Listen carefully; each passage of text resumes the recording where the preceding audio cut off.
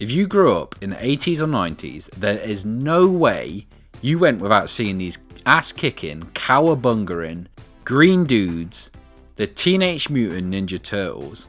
So in this episode, we're going to look at the history of the Teenage Mutant Ninja Turtles, with their humble beginnings as a comic book, moving into film and TV, and also the action figures which accompanied it, and the years and years we've been growing up with them.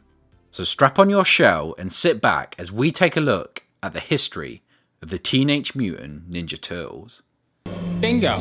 Now we're dealing with a real mind here. Now, they started as a comic book, published in 1984 by Mirage Comics, created by Kevin Eastman and Peter Laird, and Leonardo. Donatello. Does machine. That's a fact, Jack. Raphael. Raphael is cool, but rude. Give me a break. Michelangelo. Michelangelo is a party dude. It was originally supposed to be a one-shot in that they didn't expect the uptake it had, but due to popularity, it became the uncountable series, films, video games, and most importantly toys it's become today. And that didn't take long, as they had 15,000 pre-orders for issue 2, and by issue 8, 135,000 copies had been sold. A lot of toy companies are probably kicking themselves now, as it was Playmates who were finally offered the chance to merchandise the Turtles. But it wasn't all success. Initially, the dark and dreary comic books just weren't going to transition into toys for children. They were a lot more gritty than the TV shows, which would reinvent itself as a fun and comedy-based series. It wasn't until January 1987, along with the animated TV show in 1988, the action figures would begin its process, as it was seen too much of a risk beforehand. The process was stalling out with no interest from retailers, and big names were brought in to revitalise the toy line. With some redesigns of the characters and some help back over to the cartoon, and arguably the most iconic moment was Chuck Lorre coming in and creating possibly the greatest theme song of all time. Ninja Turtles, heroes in a half shell, turtle power, they're the world's most fearsome fighting team. We're really hip. That still gives me shivers to this day.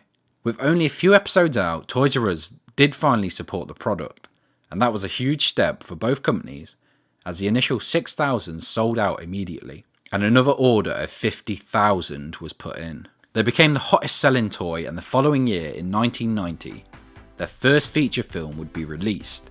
It was the biggest indie film of all time, smashing box office records, and Playmates continued to soar as the turtle phenomenon pushed on. Unbelievably, the first film didn't accompany any action figures, although new characters would continue to come out. We'd receive the likes of Genghis Frog, Baxter Stockman, Mutagen, and on and on. But eventually they would start to re-release the Turtles themselves as various things like Samurai and Sports Stars.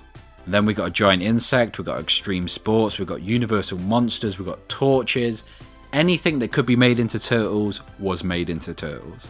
Unfortunately, not everything lasts forever though, and by 1996 things started to decline for Playmates and the Turtles. And this led to a fallout between Peter and Kevin, as the studios wanted to release a live-action TV show, introducing a new character to the team of 4, which didn't sit right with anyone. Peter was absolutely against this and stepped away. Feeling betrayed, the idea of Turtles for him was lost. The animated series returned as a reboot for 2003, with a whole host of figures, again absolutely taking the world by storm, with slightly darker but that same iconic vibe from the original. By 2009 the series ended, and Viacom had offered $60 million for Turtles to take over, and releasing a new animated series in 2012, and the new Michael Bay Turtle movies in 2014 and 2016. The animated series would re-release again in 2018, at this point stepping away massively from the original designs and style that had been created. It's already lasted 30 years at this point, and looking at the figures and media it still puts out, it doesn't look like any signs of slowing down. Whichever step of the journey you joined at, take a look back at what a legacy is built, and how it's lasted generations. Not many franchises come close. Now, if you have enjoyed this episode of a history of action figures, comic books, and cartoons, make sure you let me know in the comments below.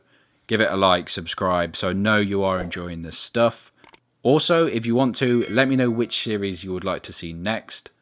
I am trying to do series that feature heavily on action figures, so things like He-Man, Ghostbusters, X-Men, absolutely anything. Let me know in the comments below.